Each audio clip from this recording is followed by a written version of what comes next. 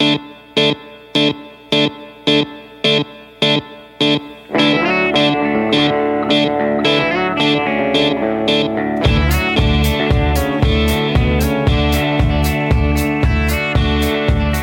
everybody. This is Joshua Hatton with the One Nation Under Whiskey.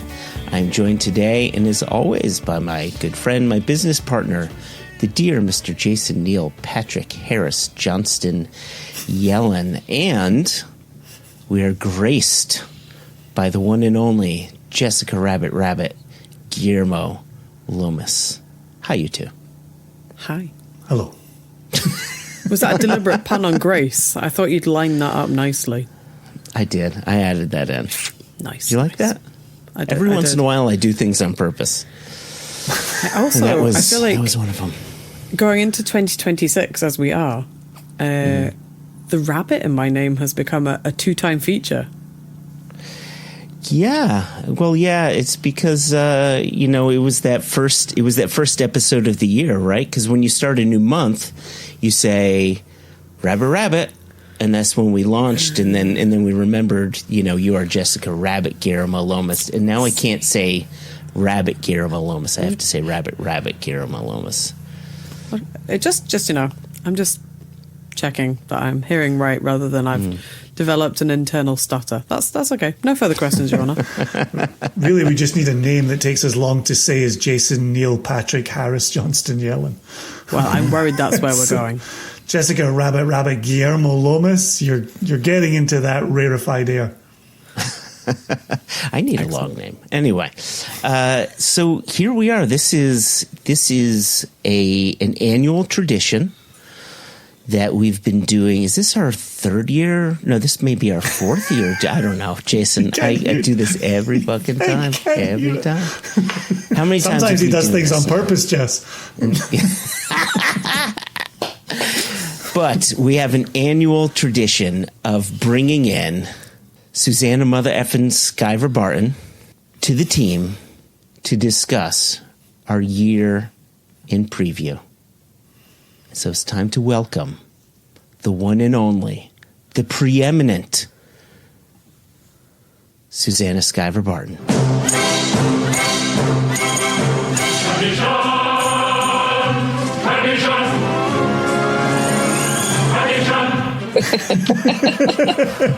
What an introduction. Welcome. Thank you. I do like how everyone here, even without your additions, Joshua, we all have at least triplicate names, right?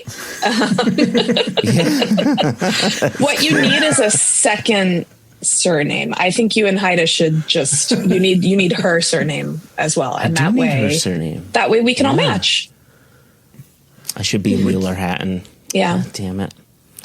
Yeah. So Right. I'm curious for you, Susannah, if you think Guillermo Lomas is Jess's given name or Obviously. walking around the world name, or if you think it's Jessica Rabbit Lomas is the given portion here. I genuinely couldn't say. I just assumed that she's Spanish. Because when you go to Spain and you have a double-barreled surname that doesn't have a hyphen like yours, Jason, everyone treats you like it's the most normal thing in the world. Same in Mexico, any Spanish-speaking place. And then everywhere else in the world, people get real confused. They're like, your name is Susannah Barton? I'm like, no, it is Skiver Barton. I should have just put a hyphen in. It would be less confusing for the English speakers.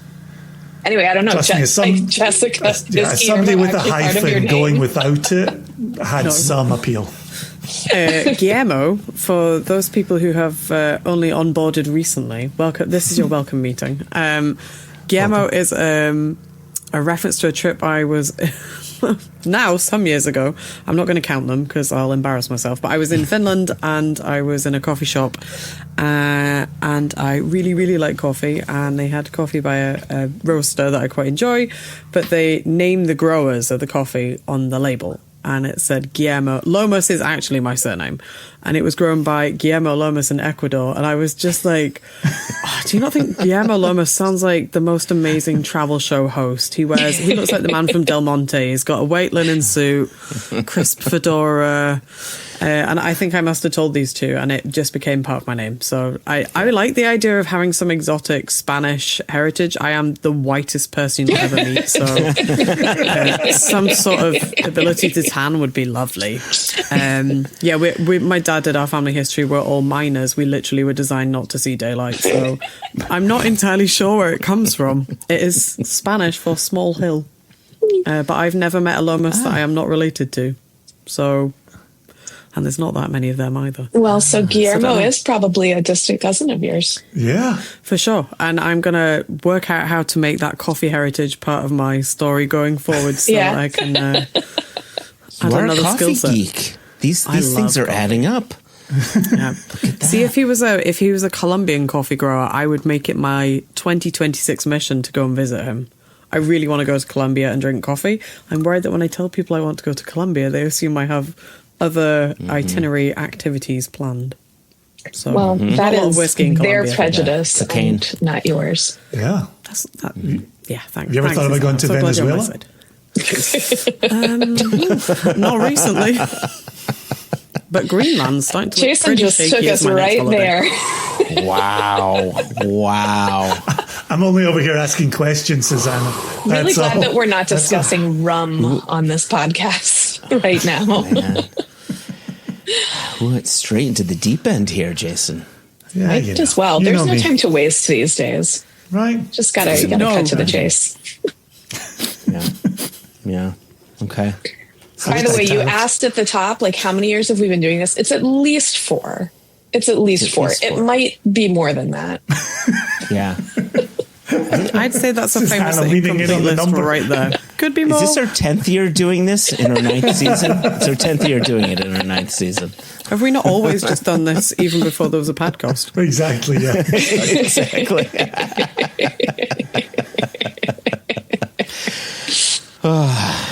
But it's an episode that I look forward to every single year.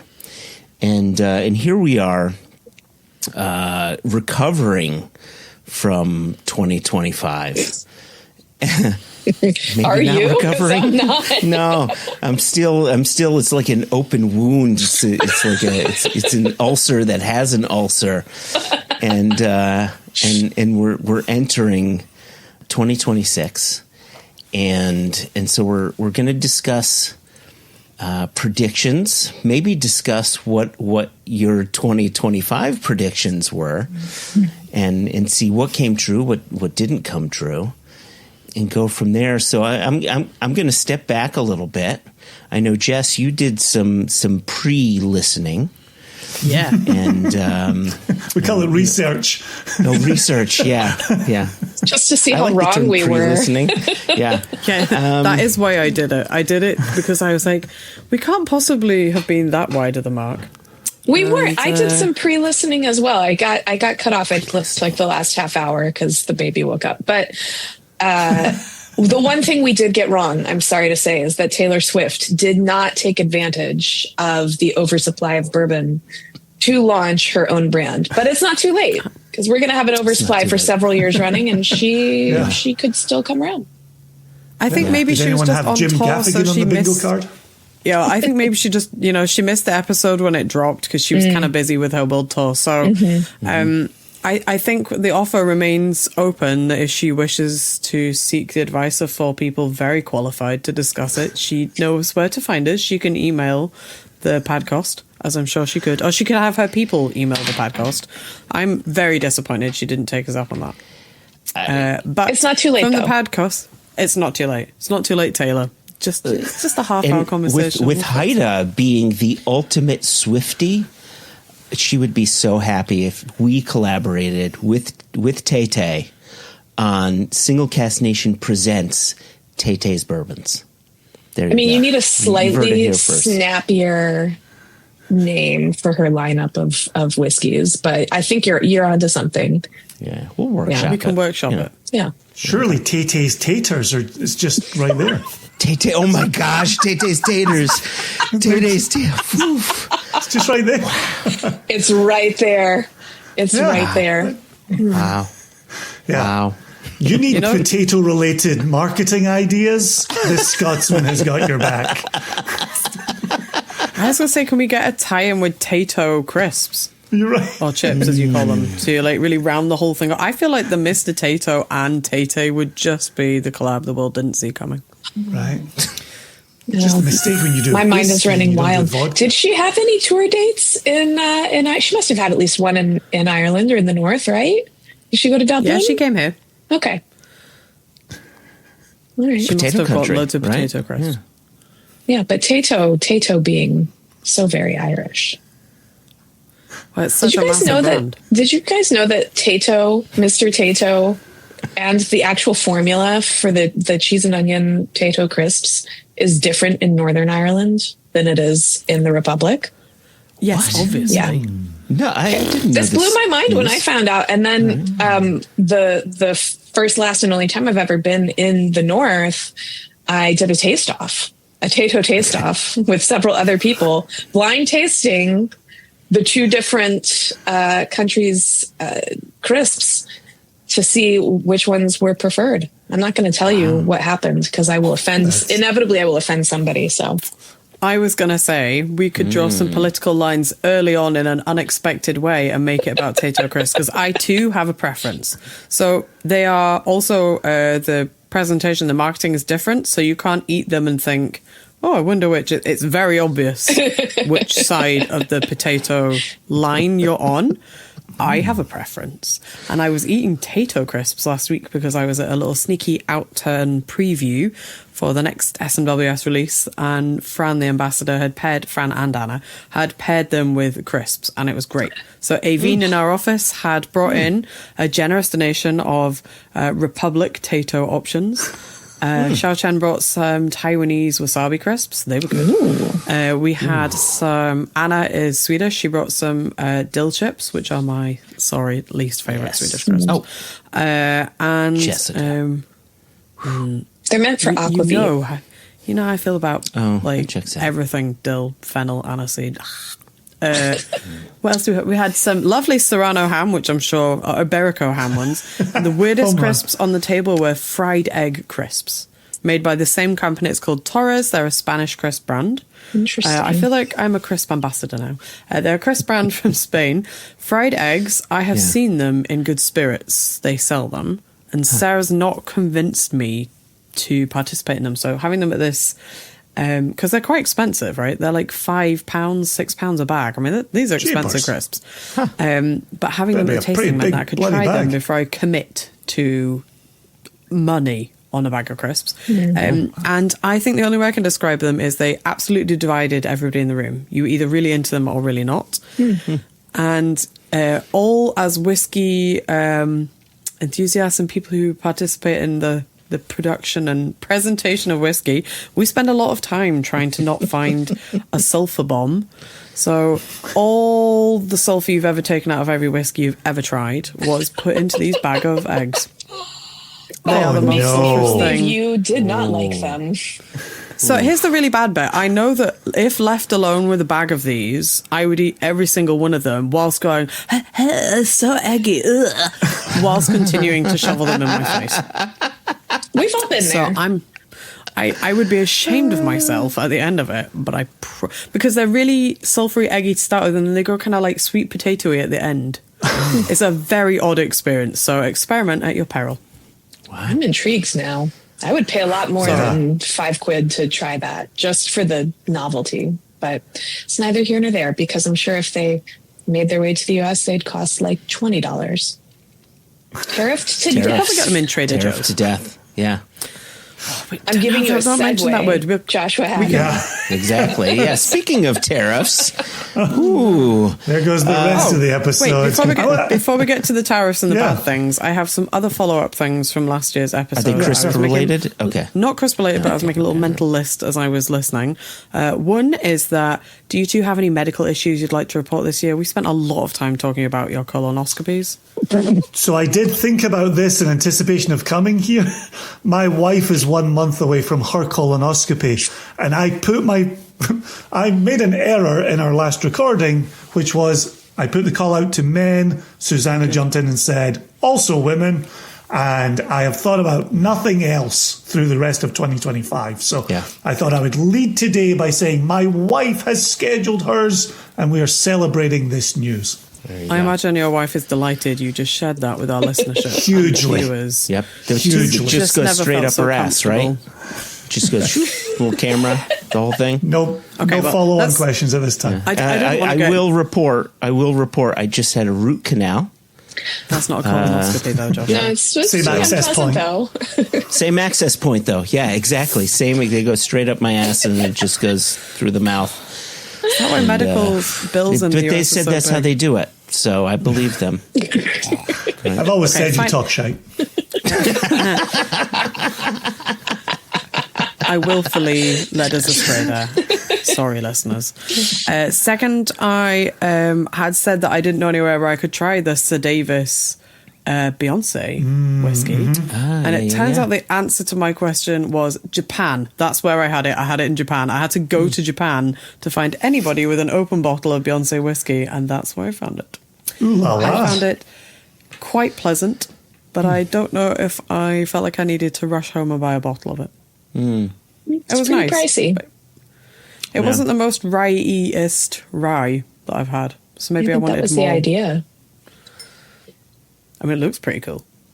And then I'm going to introduce my favourite thing that Susannah said in the whole of the recording, because it made me chuckle as I was listening back.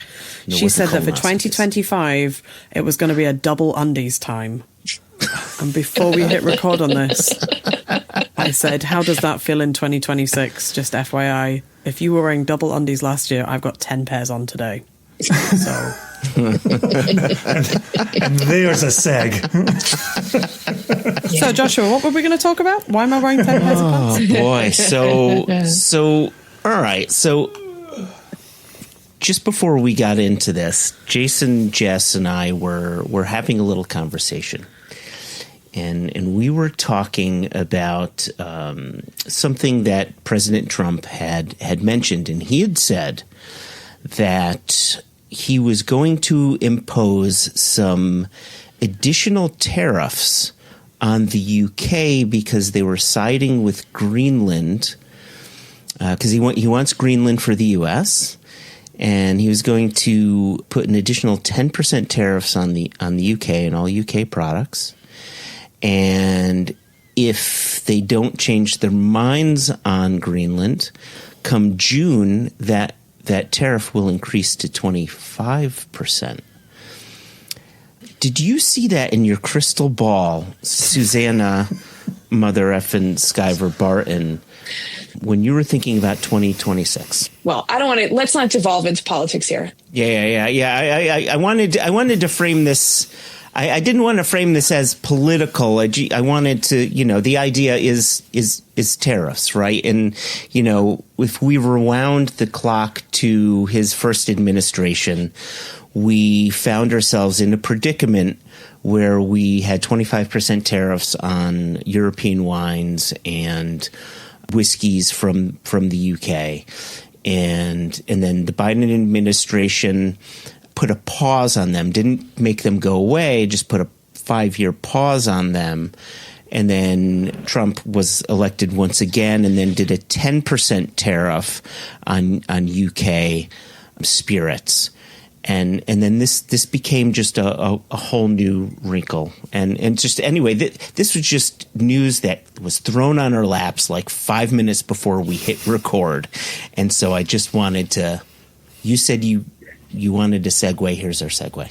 Yeah, I mean, I think the thing that I haven't heard anyone talk about with regard to the tariffs is how they're actually playing out. So like at the beginning of 2025, in that first quarter or so, after Trump took office, the tariff conversation was just whiplash. It was like one day there were, crazy tariffs. The next day he was like, well, I'm going to not do these tariffs for another 3 weeks while we negotiate things. Then the next day, more tariffs. I mean, it was just back and forth and back and forth. There was no real he didn't commit for a while to a lot of things.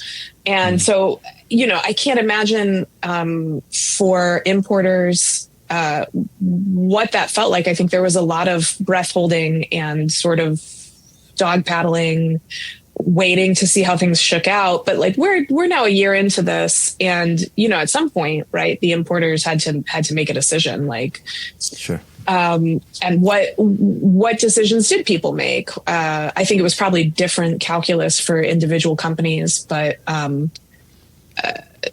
the end result is that I think I'm going to guess if anyone's tracking it, and surely some economists are, the data is probably still pretty muddy and opaque because there were a number of ways I imagine individual businesses could have chosen to respond and could still choose to respond with this latest threat.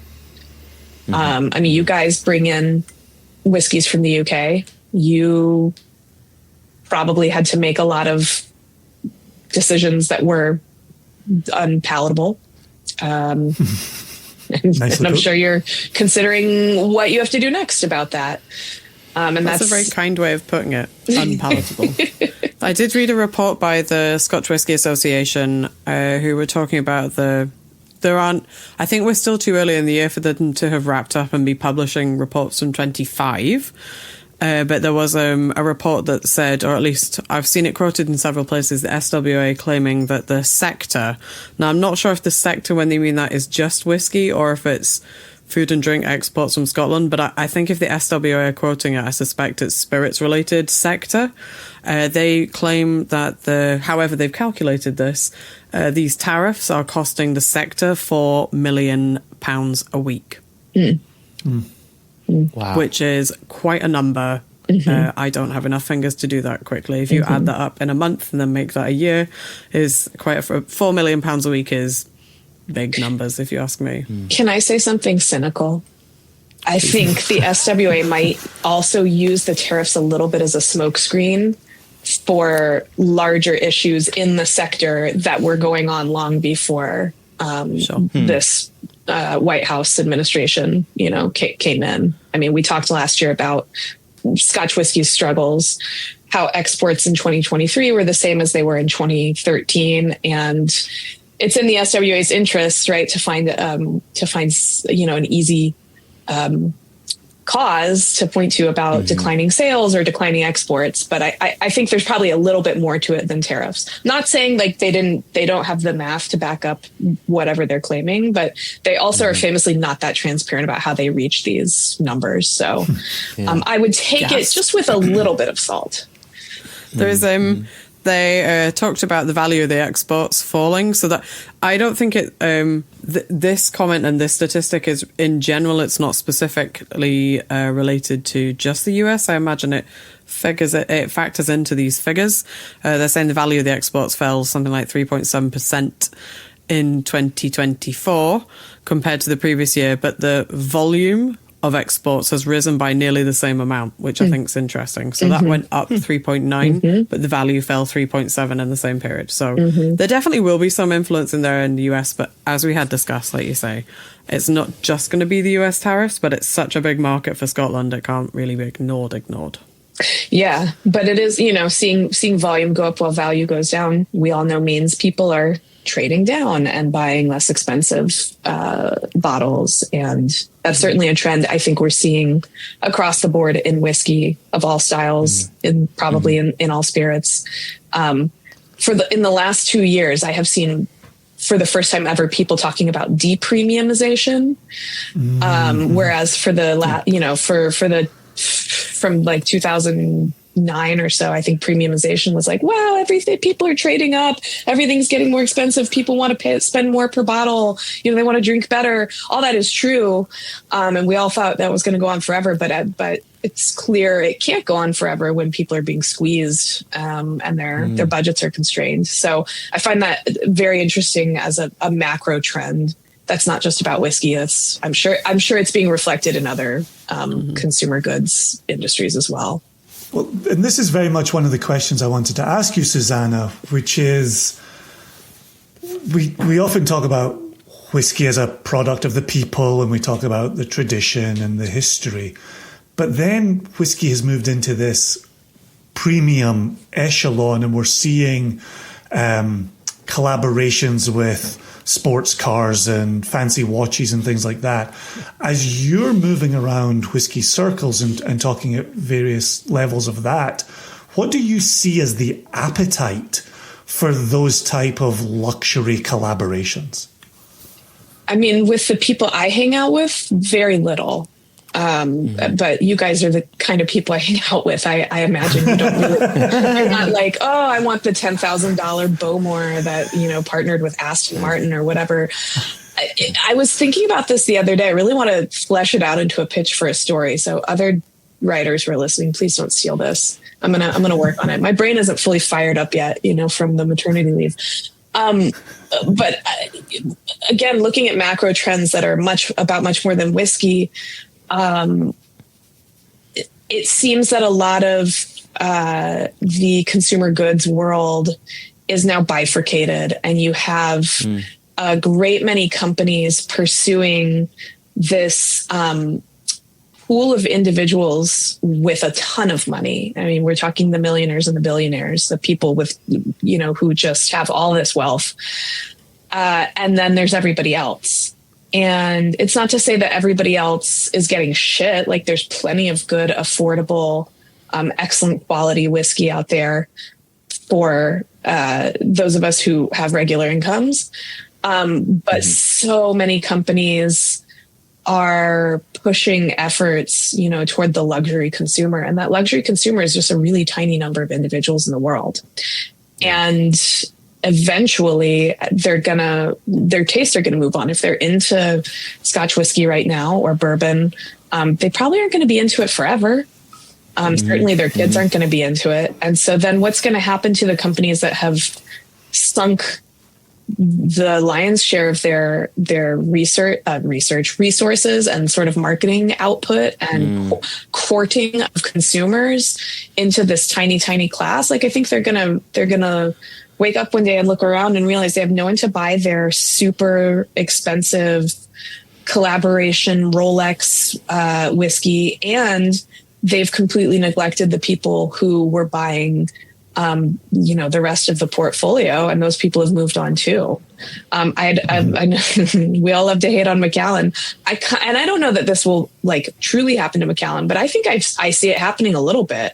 A lot of people have sort of moved on from Macallan being this aspirational whiskey, or even the whiskey that they want to buy, because Macallan has spent a lot of time in moving in these glittering circles. And I don't think they've done enough to make themselves, I hate to use this word, relevant to the average whiskey drinker. But I don't know. Macallan's probably still laughing all the way to the bank. So, but I will say this, it bums me out tremendously to see brands whose whiskey I love for what it is, really great whiskey, sinking their efforts into these silly, hyper expensive bottles that are designed for, again, the Bowmore Aston Martin collaboration. I'm just like, who is this for? It's not for me. It makes me not. I haven't picked up a bottle of Bowmore in years. Not because I don't love Bowmore, but because I don't know. I look at my Isla whiskey selections, and I'm like, I really want to have Kilchoman because this is so corny, guys. I'm sorry, but Kilchoman cares about me. Kilchoman, yeah, they actually want to make whiskey that I can drink and that people like me can go out and buy a bottle of.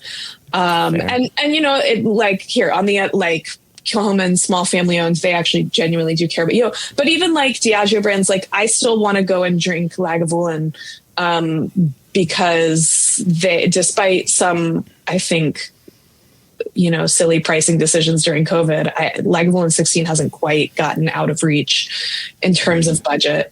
And it's, it's still a tremendous whiskey. And I don't know. Is Bowmore still as good as I thought it was? When I was last I was super into Bowmore maybe 12 or 13 years ago, and it's been a while since I've gone back to them. I don't know. Guillermo Lomas may have an update. I am a sucker for a Bowmore. I also am probably also a bit of a sucker for an Aston Martin Bowmore. So, yeah, yikes. I really love it. I think it suffers the same problem as a lot of other whiskies do, in that I think the standard core range doesn't really show you the true capabilities of it. But if I'm in an airport and they're dosing out that 10-year-old that they put in travel retail, yeah, I'm taking some of that because it's delicious. So, like, it's not... the three of us were just discussing this earlier in a meeting about... I am always very aware that I live in a very privileged niche of a niche of the whiskey world. I live in the cask strength, independently bottled single cask world, and that's not really where the majority of whiskey drinkers live. So sometimes it's nice to just kind of zoom back out a little bit and go back to core range stuff. I get a lot of shit for loving Glenfiddich 12, but you can shove it whilst I laugh myself to the bank because it's very cheap and I can drink it with ginger beer. Ha! I think, it fills a purpose. I just recognise that that's not me. The very fancy collaborations of whiskey and these fancy cars. I like cars, I appreciate it's also not aimed at me. I'm not driving a DB7 just yet. And I think it's an escapism, isn't it? A whiskey is a luxury item that is a bit of escapism, and it's just that everybody's escape looks different. Sometimes it's people who want to be with flashy cars and ironically can't drive those whilst they're enjoying the delicious whiskey. That's what I always find so dumb about this. It always has weirded me out, these car collaborations with whiskey companies. I'm like, but you can't even hint at drinking and driving. You can drink the whiskey and watch somebody drive the car, or you could be in the car and collect your whiskey at the end. And most of these cars don't have boots for all the whiskey. Anyway, not very well thought out. There are no women in these decisions. Thank you. This goes back to my long-standing soapbox, which is companies that are doing collaborations with fashion, whiskey companies and fashion companies. Like, please do something for the ladies, or at least gender neutral. So because we do see a lot of these sort of like trendy sportswear or fashion or like boots or whatever. I see a lot of these sort of collaborations with whiskey companies, and it's always stuff for dudes. And I'm like, who's spending money on clothes? I mean, I know men do, but sorry, women do a lot more. Yeah. But isn't the whiskey company's answer wives? Like, isn't that where they're like, women will buy it for their men, or for their men will ask I don't know. for it? Like, I want to buy it. I wonder for if myself. that's what keeps them myopic. I think you can walk. It's an absolute nightmare. It's probably why I'm not in marketing. There's a very fine line, right? We've got like over here, sexy cars, driving fast, aspirational, sexy watches. And then they're like, okay, well, oh no, shit, we need to think about ladies. What is it ladies want? And then, last year at the top of the year, Johnny Walker decided they were going to be very ahead of themselves, and they collaborated with Sabrina Carpenter. I was just going to ask, who those pictures made my blood run cold. There is like nothing relatable to me with that campaign whatsoever, and it's worrying to me that I'm like, I identify with these stupid watches and the high-end cars way more quickly than I do with a woman in a, albeit like, incredible dress. I mean, she looks incredible. Good for her. That doesn't make me want to drink Johnny Walker. If anything, I'm like, they've kind of misunderstood yet again what it is that people who want to drink whiskey look like. We've gone straight back to the Madman era of like, sexy ladies gets you sexy whiskey equals success. I think that's what they wanted to do. I don't think Sabrina Carpenter was for the ladies. Yeah, so that was my question. Who was that ad for? Because I didn't see the ad. I just saw pictures, and all I saw was a pretty blonde woman with a bottle of whiskey, and I just assumed it was men and it had nothing to do with women. I said, so much for Jane Walker. Right. That was my initial reaction when I saw that. Oh my God, Jane Walker. Wow, what a trip. That was almost 6 years ago. Yeah. That was right before the pandemic kicked off. If they were trying to be very clever and very tongue-in-cheek, I could see an argument for it, but I still think it's How is it that there's a huge swathe of people drinking whiskey who are what I think we would call like normal people, who don't have these kind of highly aspirational existences? Why are there no ad campaigns for people who are just together having a nice time drinking some nice drinks? Or is that because that part of me wants to say, as a complete contrarian, that the closer you get to normal people, whiskey drinkers, then we're entering into a very dangerous realm of like the drink responsibly campaigns, because I guess if it's a mad aspirational thing, you know, nobody's going down to an Aston Martin dealership with a boot full of single cask Aston Martin, wearing 6 Rolexes and driving away with a DB5. That's kind of like silly made up. But if it looks like the 4 of us getting together and having a whiskey, then maybe then we're kind of getting into the, we can't be...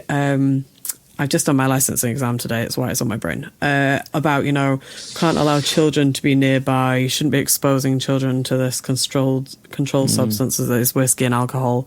Maybe the that's UK is more much difficult. stricter about that than the US, though. Like some of the controversial ads that people have complained about to the Portman Group, you know, where it's like, this ad shows that whiskey helps people get laid or whatever. You know, I'm like, what? This would be totally fine in the US. And I don't know, we could, this is a discussion for another time, but I'm like, I think it's okay to have an ad that shows like when you're at a bar, you're drinking whiskey and you see an attractive person and you guys go home together at the end of the night. Like that seems fine to me, but you know. Meanwhile, in the UK, we're cancelling. Sounds aspirational.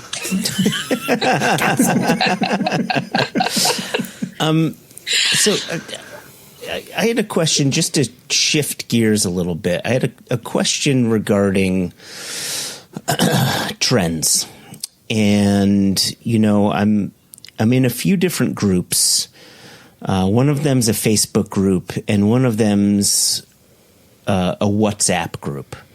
And the Facebook group that I'm in is a bourbon group. And the bourbon group was this sort of, well, actually, it's a few different bourbon groups, right? And it's these bourbon groups where, you know, last year or maybe a year and a half ago, everybody was all about the hot bottle that came out and they are going to pay top dollar. And you know, it didn't matter what the MSRP was, they will pay 10 times that. And the people wouldn't shut up about it. And I'm starting to see now people are leaving bottles on shelves. And, you know, I saw people talking about, you know, Pappy 12-year-old and seeing like that on a shelf for $2.99 or something like that, saying they expect me to pay that much for this, you know, whatever the price was, where I said, oh, that actually seems like a good price nowadays. And someone was complaining about that good price. So I wanted to talk about that, this trend peeling away from these sort of aspirational bourbons. I want to talk about that. And then in this WhatsApp group that I'm in, which was also a bourbon heavy group, a very different market set, but it was a bourbon heavy group that seems to be trending more toward tequila, which I found very, very interesting. Completely different flavor profiles. And I'm just curious what you're seeing here, what you think may be lying behind that. And just to be very clear, the tequilas that they're looking at are those big fuck-off tequilas, you know, that are flavored with vanilla, and they have that, you know, the metal top on them. And I forget what they're called, but they cost too much, and, you know the ones I'm talking about. Yeah, like Maestro Double or something. Yeah, I think that's it. Yeah. That's disappointing. I was going to say, oh, maybe, you know, they're really into the tequila thing because of all this interesting conversation about transparency and where flavor comes from. No. I mean, I think that the trend of bourbon drinkers going towards tequila has been it's been building for a few years, and it comes from the insane bourbon prices of like 4 or 5 years ago. You know, how for a while, there was just a lot of really expensive bourbon, and drinkers who had been used to paying less for bourbon got tired of it, and they said, what else is out there? And they looked around and they saw, oh, look, there's a lot of tequila that's much less expensive. Let's explore this world.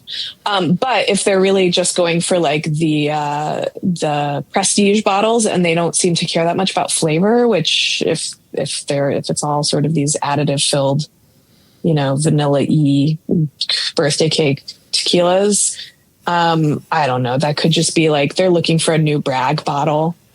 Because for bourbon, I think Pappy's still a brag bottle. BTAC are still brag bottles. Like there's still these prestige bottles out there. But I don't know. Maybe for these people, like that moment has passed. If they were only ever buying it based on what they could brag about, like maybe the trend is over. Yeah. They've tasted that. They're moving on. Yeah. Huh. So interesting example about like someone passing up a Pappy for a price that you, Joshua, thought was like pretty reasonable. Because Pappy has always been available on the shelf if you're willing to pay 10 or 20 times SRP. Now, I'm saying it's reasonable from the standpoint of people have always spent a bit too much, and this is the lowest I've seen it. Yeah. Granted, it's more than MSRP, so I wouldn't pay it, but it's the lowest I'd ever seen it, and so I would imagine people would jump at it.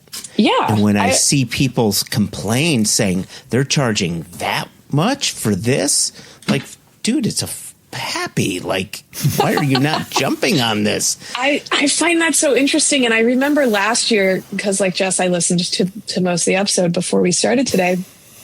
I did say at one point, like, we were talking about like prices coming down and price sensitivity. And I said, any Buffalo Trace, product will be fine. It'll sell, no problem. But I was wrong. Like, Buffalo Trace has been aggressively expanding for well over a decade at this point. And so like supply is catching up to demand, it's maybe not, supply is catching up to demand, full stop.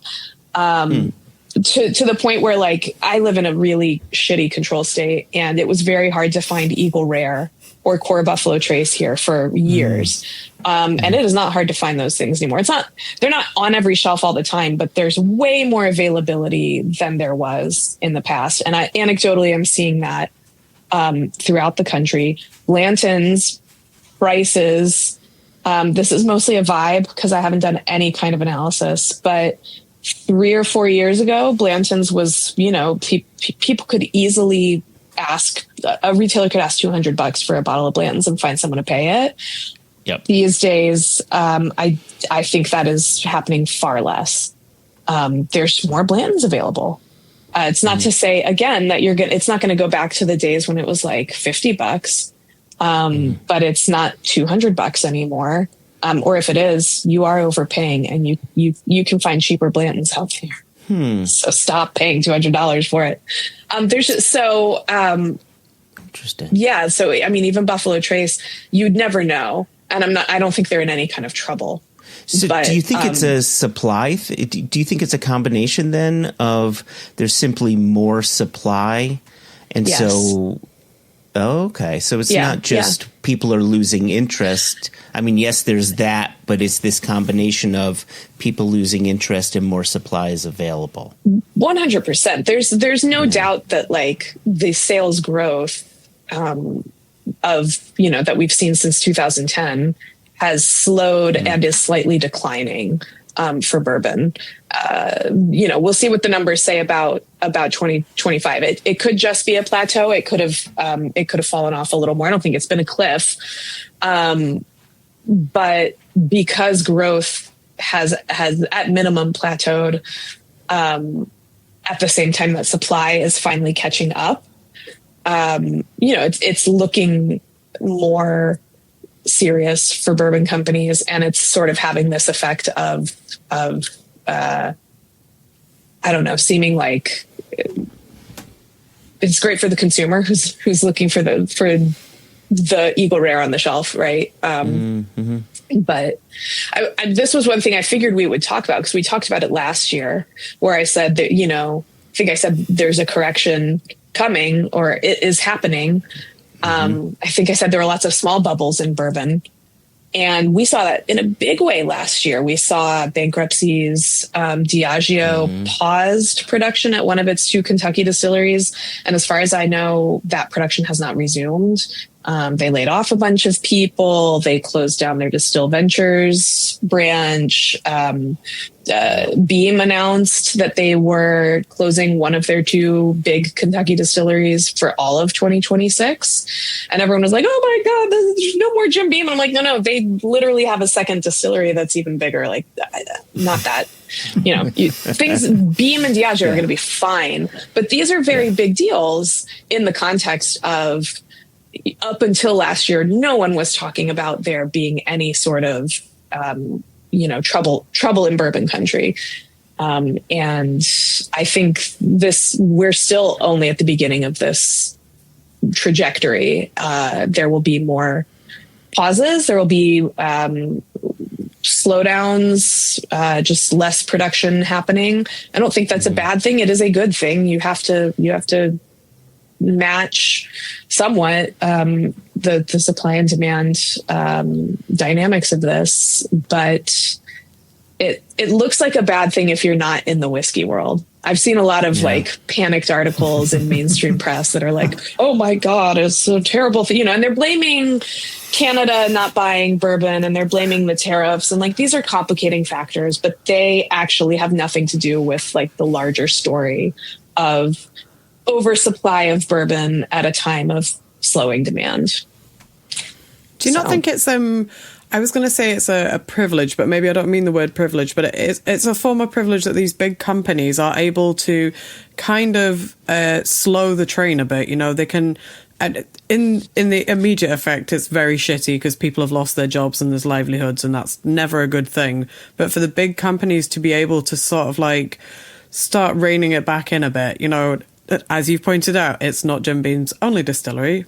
If you know Jim Beam and you've not just read the clickbaity headline on Facebook, that they have the foresight to be able to know that they've been overproducing. So now they're reining that back in a bit.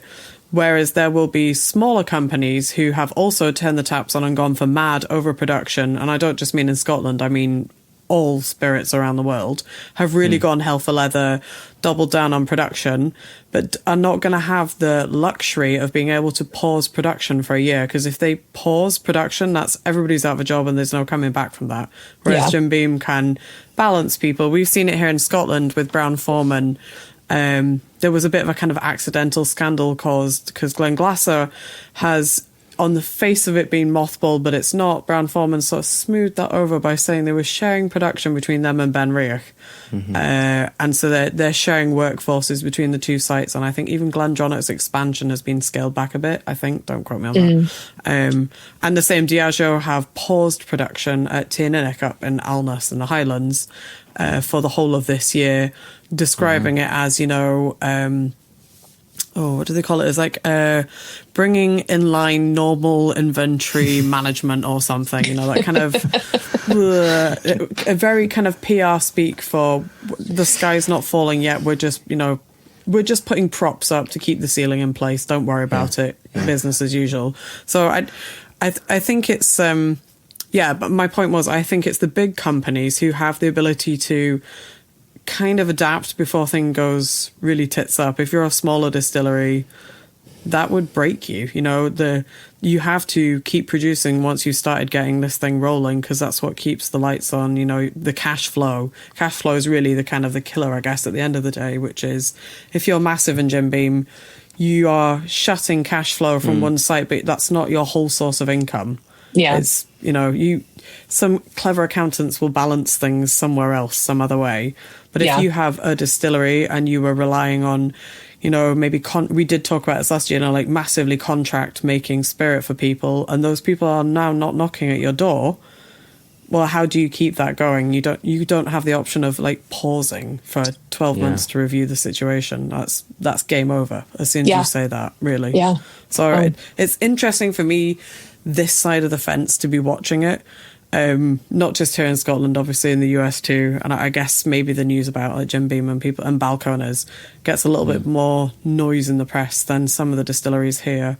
I know Inchdarney had doubled their production, but then last year we're having to lay staff off. So they'd really gone for it and then realised, okay, no, we need to bring this back a bit. I'm only using them as an example. They are not the only people that have had that, but it was in the news reports that I had been reading. Kind of people that had been like a little bit, I think, gung-ho, and then realised that the consumers they're not playing quite the same as we were all doing during COVID. So, yeah, it's interesting for me to read it. Yeah, I think you're absolutely right. The big companies have big company privilege, and they're going to be fine. Like Beam didn't even lay anybody off. They said they transferred all the staff from the Claremont distillery, to other roles, which is great. But yeah, small distilleries, and the U.S. has thousands of them. They are almost uniformly, I think, in crisis.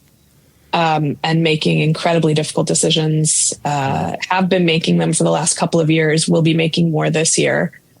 And I don't, it's a horrible and completely unenviable position to be in. And some will be okay and some will not.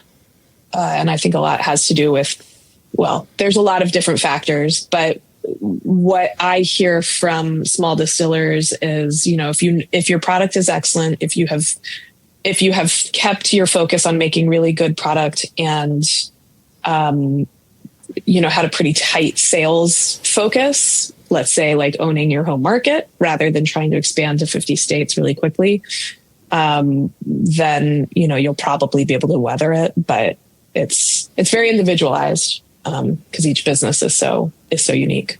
Well, and on that type of topic, where we're talking America and the number of distilleries and consumers and production and supply, we're a year along from American single malt whiskey ratification now, and I know that many of us are still rah and flying the flag for American single malt, still excited, still loving the quality that is out there. Kind of bringing a few points that we're making today together, but as we're trying to get a consumer base excited, there's news coming out about closures and slowdowns. What do you see in 2026? For American single malt whiskey, when we're clearly grappling with a number of factors over here, but we're still trying to keep a consumer excited? Right. Since you're not going to like this answer, but American single malt just has to hang on. Just dig in and hang on as best you can. I think people are feeling a lot of anxiety, economic anxiety right now. And they're less likely to take a risk on an untried product, which a lot of American single malt still is. It's still just such an unknown for the vast majority of consumers. And that's been part of its, struggle up to this point, and it's going to continue. And this is not a good time. It's not a good. I said last year, don't launch a brand in 2025, and I certainly wouldn't launch a brand or a single malt brand this year. But if you're already a launched brand, double down with the consumers love you. Who is that group? Try to find more of them. Keep talking to them. Keep them engaged with you. And be conservative about your expectations for anything beyond that. I mean, I would just say, please be realistic. If you want to survive, know that survival for this year and probably for the next few years is going to be the best you can do. And I mean, and that's not just American single malt. That is any small, fairly new independent whiskey brand in the United States. Please be realistic. And if that means you do have to shut down for a couple months in the year, or you have to, reduce the scale of your tasting room operations or something, don't try, it's just whatever you need to do, take a hard look at your business plan, right? And put that first. If you want to still be here 5 years from now, because it's a hard time. People have less money to spend in terms of their money is not going as far. And I feel like everybody is, to whatever extent, freaked out or depressed or just general anxiety about the future, politically and economically. And so in moments like that, what do? We kind of hunker down. I'm looking at everyone except Jess, who has her lovely picture barrels. We all have bottles behind us in varying states of consumption. I'm not buying whiskey right now. I bought one bottle. I bought a bottle for my 40th birthday this year. That was my Reach bottle. It was a Glenfarclas family casks, right? That I've been planning for years. I'm not going out and buying anything else right now, because I got plenty to hold me over. And I think a lot of people are probably feeling the same way. I'm curious, you've mentioned a few times about pitching to editors. Did ratification of the American single malt category move the dial for you in making pitches? I think I got to write one thing about it, or in the lead up to ratification. A lot of people cover, they're like, wow, news, ratification.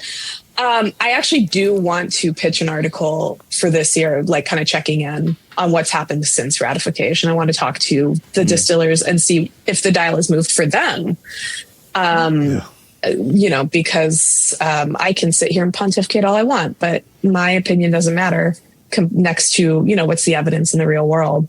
So my sense is that ratification, the timing came in the midst of the generalized slowdown of whiskey sales. And I don't think it probably had the big effect that a lot of producers were hoping for.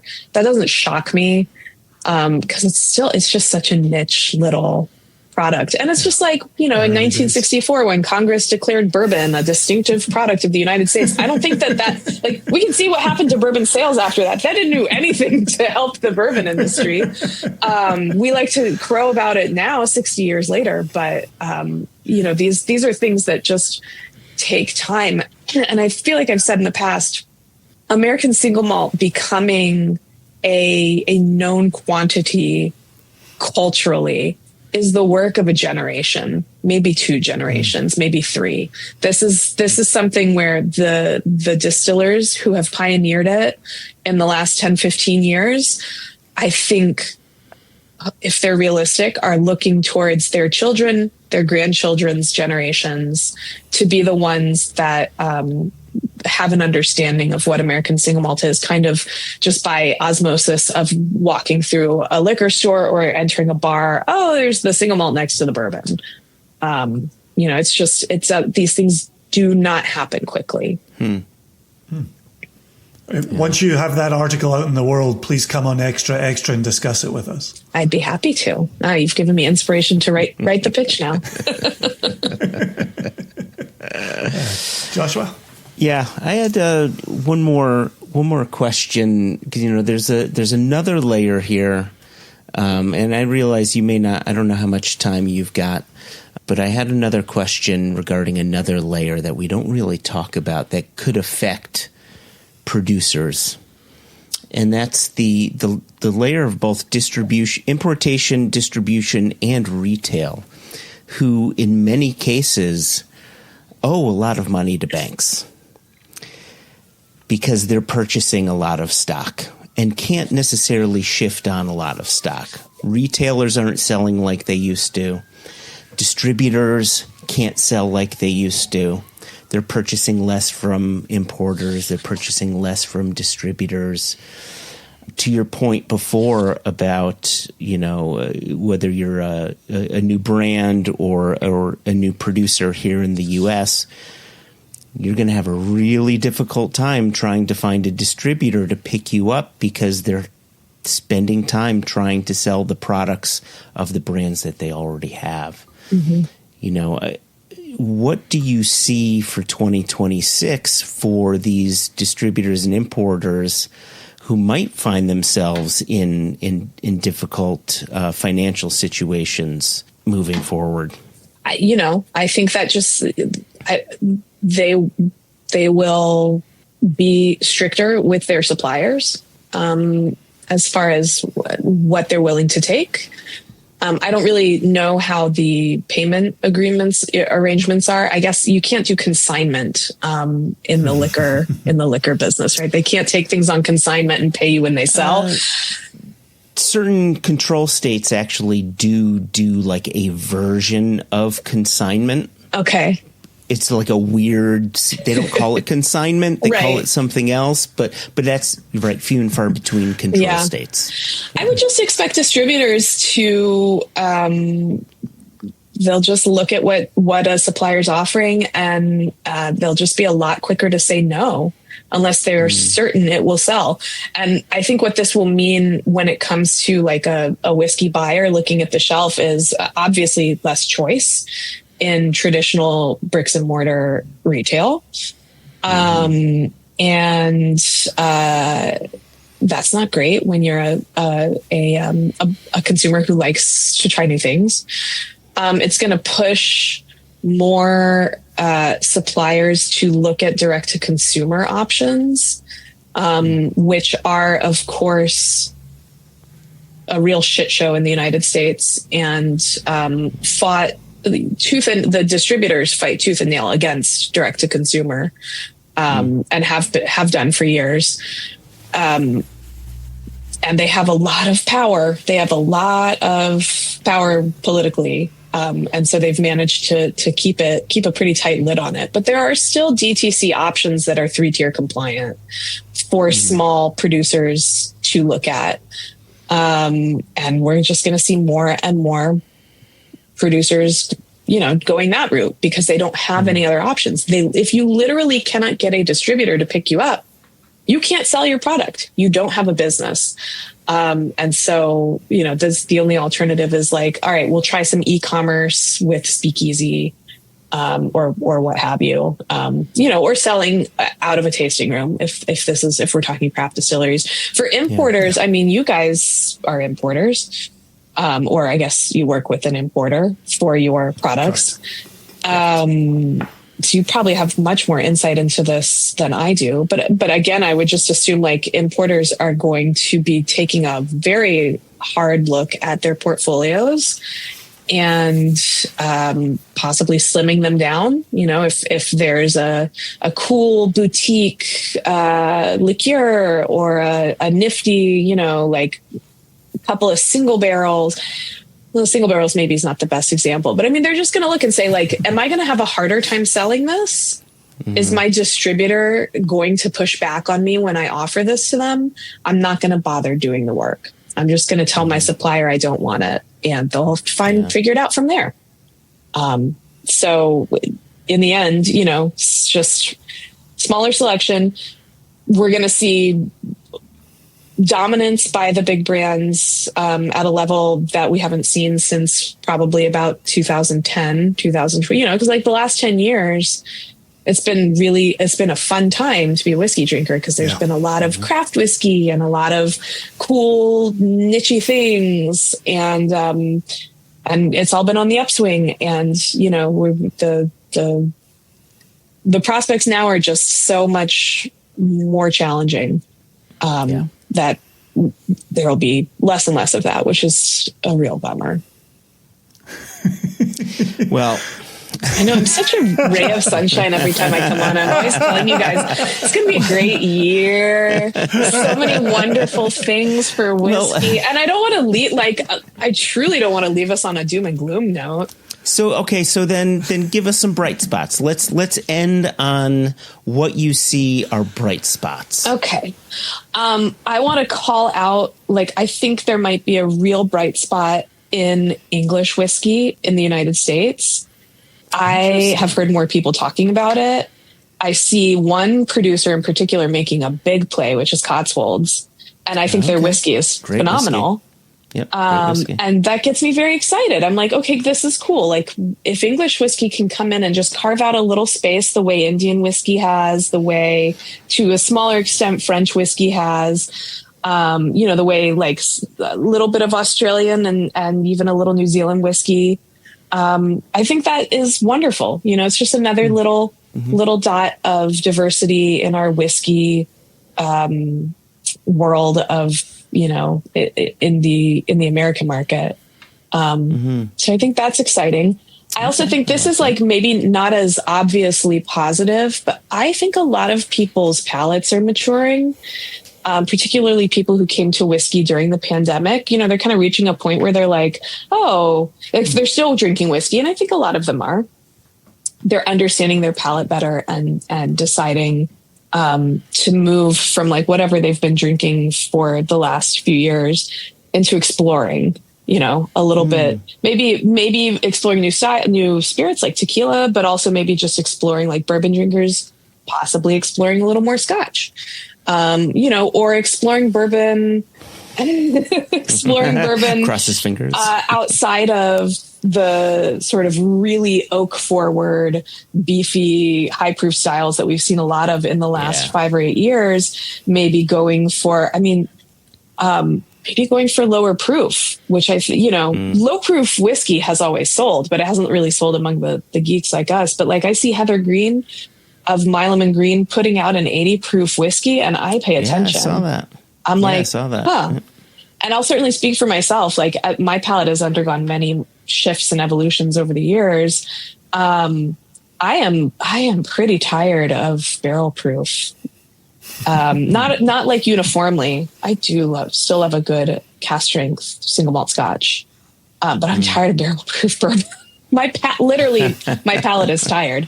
I am very much enjoying the 90 proof stuff on my shelf right now, because it's like that's a nice reason, and up to 100 proof too. I mean, a good bottled and bond bourbon is a treat any day of the week. But if you get much above 100 proof for me these days, I'm like, do I really want this? I'm just as liable to kind of pull back because I find at a lower proof, I'm tasting a little bit more, and I can drink a little bit more because my palate is not as fatigued.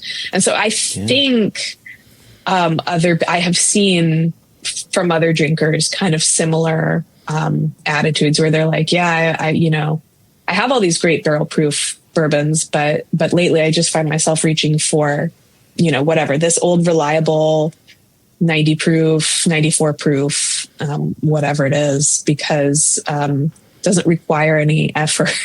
And we all need a little, like at the end of the day, these days, the less effort, the better. Everyone's tired. We're all tired. We're all tired. And I think that can be, it's not necessarily like fully positive, but I actually think it is a positive to see bourbon and whiskey drinkers overall have like changing their tastes, evolving their tastes one way or another, because it keeps us engaged in whiskey. And then producers can say, oh, people want more 80 proof. Let me come out with, I would love to see I would really love to have a great Scotch at 80 proof, blended or single malt. A great one. I've had some good ones, but I want a great one. Oof. All right. Yeah. Okay. We'll see. 80 proof is still a little too low for me most of the time. Yeah. I was drinking through an Advent calendar recently. It's not Advent anymore, but I don't have a drink every night. I have an infant, a toddler, but I did have a drink, and I was like, what's next in my little drawer here? And it was Royal Salute 21-year-old. And I was like, well, I haven't had this in a long time, so let's have it. And I was sipping it, and I was like, it's okay. It's not great. But it's fine. It gets the job done. Yeah. It actually had a lot of loveliness to it that I didn't remember. But I still wanted it to be more malt. I was like, please give me more of this. And maybe at 43% ABV. I love the nose on it. The nose is the nose fantastic. was and then it gets absolutely flat, the best right? part of it. Yeah, and then it flattened out. Yeah, it was a bummer. Well, the positive part has just ended on a down note. So. The nose. Go back to the nose. The nose is fantastic. What it is. Hey. I don't know. Let's each try to make a positive prediction for 2026. Oh, I like that. Okay, where do we start? Ladies first. Jess, we haven't heard from you in a while. I have to think of a positive prediction. I don't know if I can give you a positive prediction. I think there's going to be lots of distilleries that are still young who are getting a little bit older, and I'm excited to see what that looks like. Like, for example, our pals down the road from here at Lochley are releasing their first 7-year-old at the end of this month, so that's going to be fun. I'm really enjoying watching Lochley grow up a little bit. They had a nice little sort of rethink of their core range stuff midway through last year. Which was really fun to be at the distillery and getting to chat to them about that. So I think whilst as someone who is famously quite miserable most of the time, it's very easy for me to think about the scary bits of the world, about the idea of things I like disappearing or pausing distillation for inventory rebalance or what you want to call it. I think what I'm going to have to do is focus on the people who are still kind of finding their feet and enjoying being along for the ride. It's kind of mad to me that the whiskey industry definitely has a split between, we have lots of history, lots of very old distilleries that have got tenuous old links that have been around for ages, but it's also really fun to me to watch an industry growing up with me. So, Aaron is obviously slightly further on ahead with it, but every year I get a massive kick out of, because they also care for me, seeing Kilchoman get a little tiny bit older each fesh. Like, there's a fairly, not masses of it, but there's a decent swathe of 16-year-old Kilchoman lying around, which is kind of fun. Yeah. Because in my head I still think it's like 7.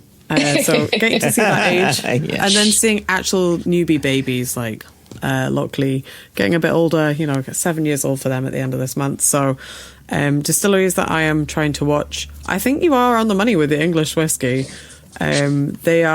I've met a few people that are connected to the English Whiskey Guild, and I'm really enjoying watching English whiskey kind of growing up. It's very difficult this side of the border. I think the most sceptical market that they're going to have to target will be Scotland, and in some ways rightfully so for the slightly, you can stay over there with that, thanks very much. But the English whiskies I'm getting to try are amazing. Cotswold are absolutely leading the charge with what they do, I think, and some Joshua Hatton incomplete list of other distilleries. Actually, the casks that are over my shoulder are at Grasmere Distillery in the Lake District. Ooh. And I can bore you senseless because I am obsessed with what he's doing there. It's the most kind of un-corporate, un-PC, far away from the sexy image we sell in the whiskey industry in Scotland, but, expensive casks and blah, blah, blah. And he's very near the Lakes Distillery, who are absolutely, they've got a bit of kind of Macallan vibe, it's very lush, glitzy experience when you go to. And then Paul keeps his casks outside, literally. They don't live inside in a warehouse. This has got liquid maturing in it over my shoulder. So there's a lot of kind of innovation and shake up of the concept of whiskey that I think in Scotland we find that very comforting and stable, and I think that's okay. But I think the rest of the world gets the advantage of they can play around in a way that we've created rules to protect Scotch whiskey that I sometimes think hinders innovation a little bit. So it's really fun watching our neighbours developing delicious stuff. I think it's fun to watch that happening and getting to try it. So yeah, maybe English whiskey is on the rise. Watch out, Scotland. This is the last time you'll hear from me. I have to flee. I'm going to have to move. I now can't go to Ireland because I refuse to declare my Tato alliance. So I'm going to have to move to Norway. Colombia. Greenland. Where Guillermo Lomas is growing coffee for you. He is. Well, he's in Ecuador. But oh, sorry. We could have his imposter cousin. I could set it up in Colombia. That'd be fun.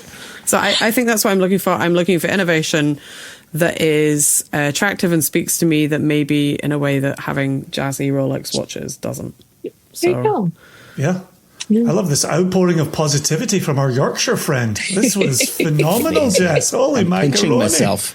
Doesn't make sense. But, this is the one and done. By the end of this month, it's over. So it'll be back to business as usual for the rest of the year. Don't worry. Extra negative tomorrow.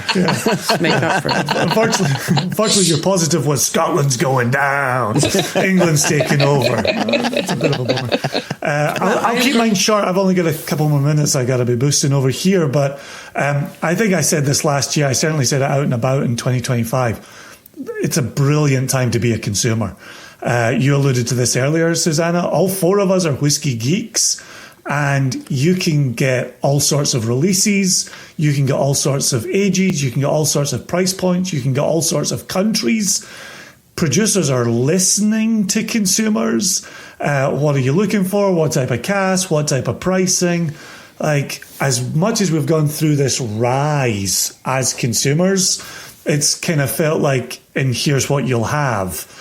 And I think as consumers, we have this opportunity to be very vocal and to be heard and to continue being excited about what's coming out from producers.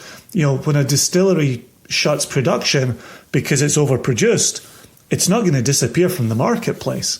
We're still going to see it on shelves. We're still going to have opportunities to buy it, drink it, share it, enjoy it.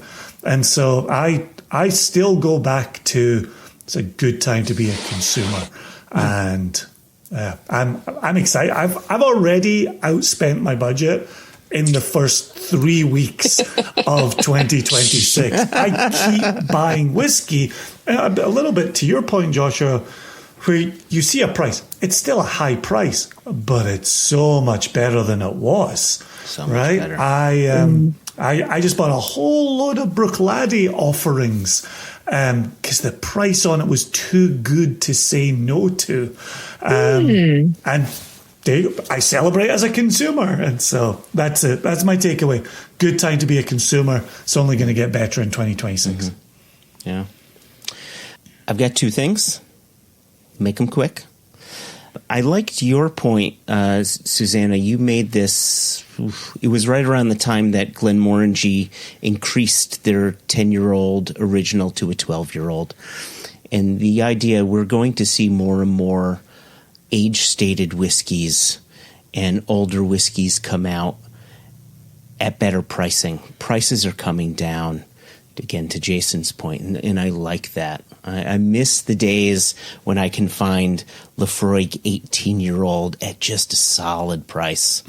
And we may get to a place where we get nice age-stated whiskeys where they're affordable. And I quite like that. So, yeah, so just reinforcing Jason's point of a good time to be a consumer, and it will continue that way, I think, for a little bit. And then we had Ollie Chilton on the podcast a few episodes ago, and he made an interesting point that there's a number of distilleries in Scotland that are sort of taking advantage of these slower times where they're making adjustments to their production. They say, okay, well, things are slowing down. Let's take a look at what we're doing with fermentation. Let's slow down our fermentation now, get a fruitier spirit, right? So they're using this as an opportunity to improve their overall processes. So down the road, we'll see even better tasting liquid. So, it'll be even better for the industry as we look forward. And I really like that aspect of it. So there you go. There's my 2 points. All right. And I'll wrap up by saying I think the surplus of American whiskey and, frankly, the surplus of Scotch whiskey is a great thing for people who want to become blenders. And there are several sort of blend, small boutique blend companies, not the boutique whiskey company, but them aside, that have emerged in the last couple of years. And I think we might see more. And that's exciting. I'd love to see blending. People have been talking, blending is coming back, or, these special blenders are recasting the blend. And that has happened on a small scale, Compass Box aside, which is a whole different podcast episode. If you want me to come on and talk about Compass Box and what the hell is going on over there, I'd love to. But positive ending, stick the landing. Yeah, sorry. I think there's a lot of opportunity and finally an appetite for cool blends and cool blending companies to come in and scoop up some high engagement geek consumers at last. And so hopefully that will happen this year. It would be cool. I have a pro tip for you if you want to try cool, fun blends. I suspect they're not in the US, but I could be wrong. But if you ask one of these two very kindly, I'm sure they could arrange something when they come in March. You should go and check out what Woven are doing. That's the one I'm really desperate to try. Yes, Woven, I have heard nothing but awesome things. These boys will have to look after. Yeah. Pete's, I love Pete's like mentality between what they're and how they're putting together the things they do is great, and they're very creative, and also every last one of them is delicious. So. That's a +1 vote for Woven on my part. Yeah. Lovely people to boot. Yep. I definitely, yes, that's top of my list for whenever I next get to the UK as well. So we'll see. Fantastic. Perfect place to end this. So Susannah Mother Effin Skiver Barton, thank you so much for joining us again for our 10th year in preview in our 9th season. It is always a treat, and we'll see if any of these predictions come true. Some were predictions, some were belly aches, some were,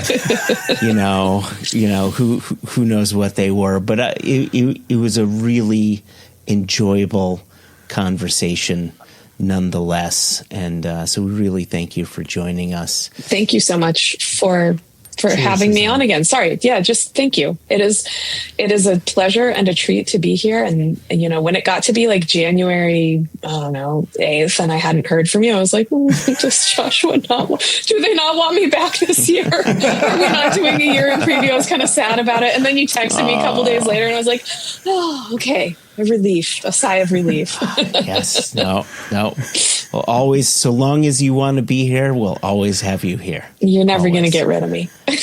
Good. Excellent. So to our listeners, thank you so much for joining us. To our viewers, thank you so much for watching. Hello. If you are not a subscriber to our YouTube channel, check out this banner. Boom. Now you have to subscribe because we have a banner that told you to do as such. So please subscribe, tell your friends, tell your loved ones, tell your neighbors. And until next week, grab a bottle of Single Cask Nation, open it, share it, and then grab another bottle of Single Cask Nation and do the same. Just keep on doing that and don't stop. Yep. A hip hop and you don't stop. Right? We're not going there. All right. All right. Cheers, everybody. Bye. Cheers. Bye.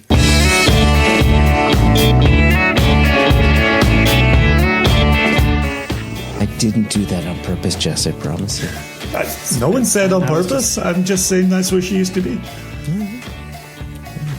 I was waving. It was more like I didn't know how to make myself more. I was halfway to writing you a message. I thought you were just waving your hands in the air like you just didn't care, like all the rappers she did. talk she about. She cared a lot. Just waving my hands in the air because I've just read the news and I don't know what else to do with my hands apart from throw them up in the air. Oh my gosh, that's what we're talking about today, news. All right, let's get this started. You ready? Always.